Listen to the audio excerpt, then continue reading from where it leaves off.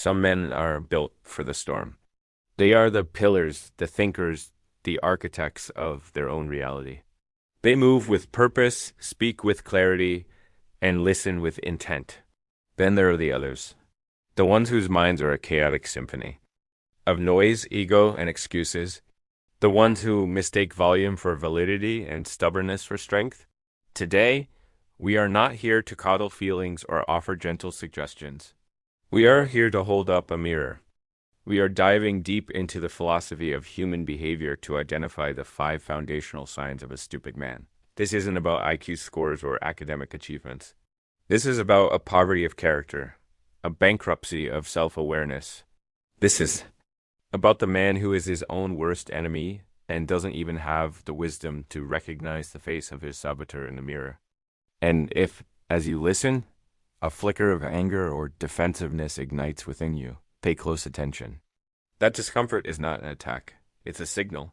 It might just be sign number 6, the silent alarm telling you that you've recognized a piece of yourself in a portrait I'm about to paint.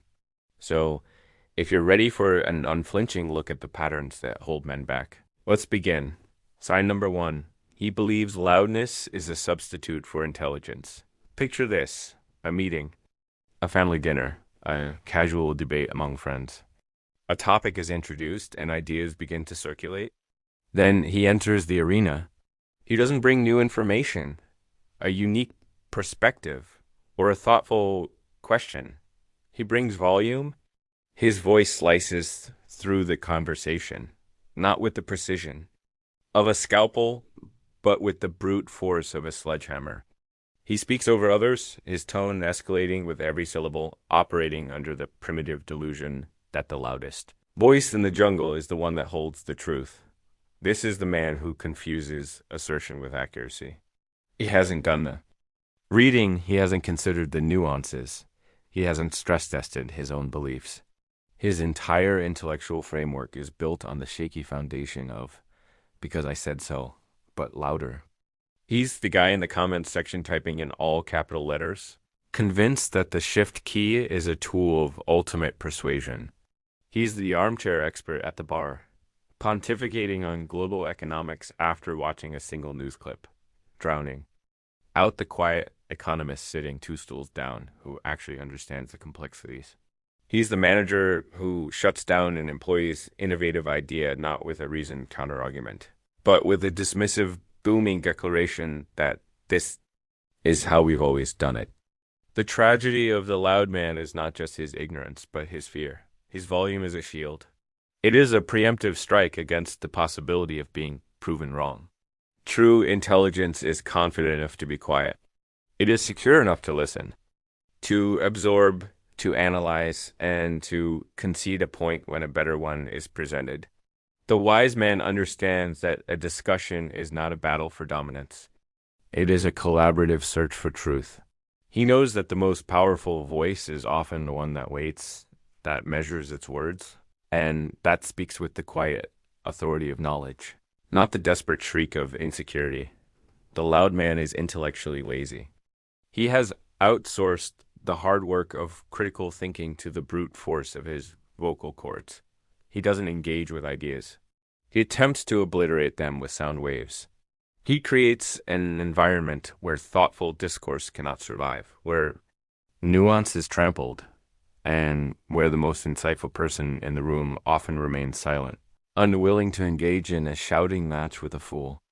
He walks away from every argument feeling victorious, not realizing he has only won a contest of noise while losing the war for wisdom.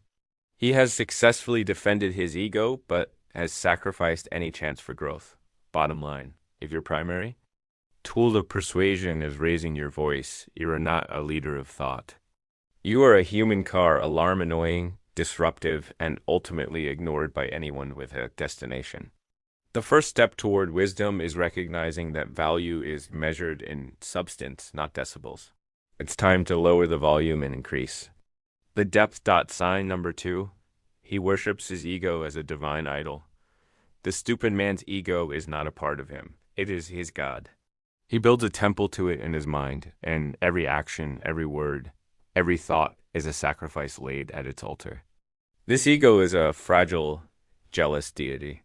It demands constant validation, absolute loyalty, and it tolerates no dissent. To question the ego is to commit heresy. To admit a flaw is to be an apostate. This is the man who would rather drive in circles. For an hour, his knuckles white on the steering wheel, then admit he is lost and ask for directions. In his mind, asking for help is not a practical solution to a problem. It is a public confession of fallibility, an unforgivable sin in the church of his own self-importance. He is the friend who gives you unsolicited, terrible life advice from the smoldering wreckage of his own disastrous choices, because the role of wise mentor is a position his ego covets. Regardless of qualification, when confronted with a mistake, his mind does not turn to introspection. It launches a sophisticated, multi-pronged defense strategy. First comes the denial. I didn't do that. When evidence proves otherwise, he moves to deflection. Yes, but what about what you did? If that fails, he escalates to gaslighting, twisting, reality to make you question your own sanity. You're being too sensitive. That's not how it happened. And if all else fails, he plays the final card, victimhood. Suddenly, the perpetrator of the error, is the one who has been wronged, attacked, and misunderstood. He is a master contortionist, bending and twisting reality to ensure one sacred truth remains untouched.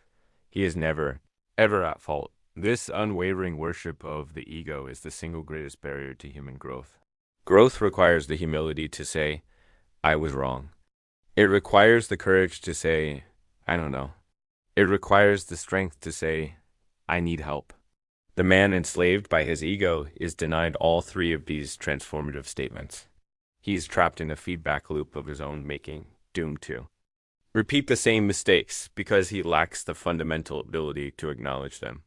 His pride is a fortress that keeps wisdom out. The wise man, in stark contrast, has a healthy relationship with his ego. He understands that it is a tool, not a master. He can put it on the shelf when it no longer serves him. He can apologize, not because it's easy, but because integrity is more important than pride. He asks questions, not because he is ignorant, but because he is endlessly curious and knows that every person he meets knows something he doesn't. He sees criticism not as an attack, but as valuable data, a chance to see his own blind spots. The man who lets his ego drive is on a collision course with reality. His relationships crumble under the weight of his inability to be vulnerable. His career stagnates because he cannot accept feedback. His life becomes a lonely echo chamber where the only voice he hears is his own, telling him how great he is while the world outside moves on without him. True strength is not the inability to be broken. It is the willingness to shatter your own ego for the sake of truth and growth. Sign number 3. He defines his masculinity through the lens of insecurity. There is a plague spreading among men, a counterfeit version of masculinity that is loud, brittle, and terrified. It is a masculinity defined not by what it is, but by what it is not. This is the man who believes that to be a real man, he must amputate vast portions of his own humanity. He believes real men don't feel sadness, only anger. Real men don't ask for help, they suffer in silence. Real men don't express vulnerability, they project an unbreakable facade of stoicism. His entire identity is a checklist of negations, a fragile construct built on the rejection of everything he has been told is feminine or weak. His masculinity is not a source of inner strength, but a performance for an invisible audience. And he is terrified of forgetting his lines. This is the man who feels threatened if his partner earns more money than he does, because his sense of self-worth is tied to the primitive role of provider rather than the evolved role of partner. He's the man who scoffs at therapy, calling it navel-gazing for the weak, while his own unresolved trauma bleeds out and poisons his relationships. He is the man who responds to any form of emotional expression from another man with mockery or discomfort because it forces him to confront the parts of himself he has worked so hard to bury. Let's be unequivocally clear. This is not strength. This is fear wearing a mask of toughness. It is the deep knowing insecurity of a man who is so unsure of his own identity that he must constantly police the boundaries of it. He needs to put others down to feel tall.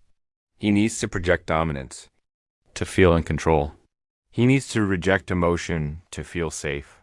The truly strong man, the wise man, understands that masculinity is not about suppression. It is about integration. His strength is not found in the hardness of his heart, but in its resilience. He knows that true power lies in emotional intelligence, the ability to understand, process, and master his own feelings, not to pretend they don't exist. He can be vulnerable because he is secure. He can be compassionate because he is strong. He can listen to a woman's perspective without feeling his own identity is under attack. Real strength is the discipline to remain calm in the midst of chaos. It is the self-control to listen without immediately reacting. It is the courage to face your own demons rather than projecting them onto others. It is the wisdom to know that your emotions are not your enemy. They are data. They are signals from your inner world that require your attention, not your denial. The man who clings to this fragile, performative masculinity is living in a prison of his own making. He is denied the richness of a full emotional life, the depth of truly intimate relationships, and the profound strength that comes from self-acceptance. He's a cardboard cutout of a man stiff, one-dimensional, and easily toppled by the first gust of wind. True masculinity isn't about being a rock. It's about being a river strong enough to shape the landscape, but fluid enough to adapt in. Flow. Sign number 4. He fights to be right instead of fighting to understand. For the stupid man, a conversation is not a bridge. It is a battlefield. Every disagreement, no matter how trivial, is a challenge to his intellectual supremacy. His goal is not to exchange ideas, to learn, or to arrive at a more nuanced truth. His goal is to win, to plant his flag on the hill of the argument and declare himself king. This is the man who enters a discussion with his defenses already raised and his counter-arguments preloaded. He's not listening to what you're saying. He is waiting for you to pause so he can unleash his next volley. He interrupts, not out of excitement, but as a tactic to derail your train of thought. He will seize upon a minor semantic error you make and use it to discredit your entire position. He will twist your words, misrepresent your argument, and erect a straw man that is easier for him to defeat. He is the master of the half-baked Google search. He will find a single, out-of-context statistic or a headline from a biased source and brandish it like a holy scripture. Convinced it invalidates a lifetime of your experience or expertise. He cannot, under any circumstances, utter the 5 most powerful words in the pursuit of wisdom. I never thought of it that way. To do so would be to surrender, and in his zero-sum world, surrender is death. Why does he do this? Because his sense of self is inextricably linked to being right. For him, admitting he is wrong is not just an intellectual concession. It is a personal failure, a crack in the very foundation of his identity. He doesn't debate ideas. He defends his ego. The topic of the argument is irrelevant. It could be politics, sports, the best way to load a dishwasher. It doesn't matter. The underlying script is always the same. He is right, you are wrong, and he will go to war to prove it. This compulsive need to win at all costs is the enemy of connection, peace, and progress. It alienates friends, frustrates partners, and sabotages professional relationships. No one wants to collaborate with someone who treats every interaction as a conquest. No one wants to be in a relationship with someone who cannot listen. The man who argues to win ensures that even when he gets his way, he ends up alone. The wise man approaches disagreement from a place of curiosity. He understands that his own perspective is inherently limited and that every person he meets offers a unique window onto the world. He argues to understand. He asks questions like, "Can you help me see it from your perspective?" Or, "What leads you to that conclusion?" He listens with the genuine intent to comprehend, not just to rebut.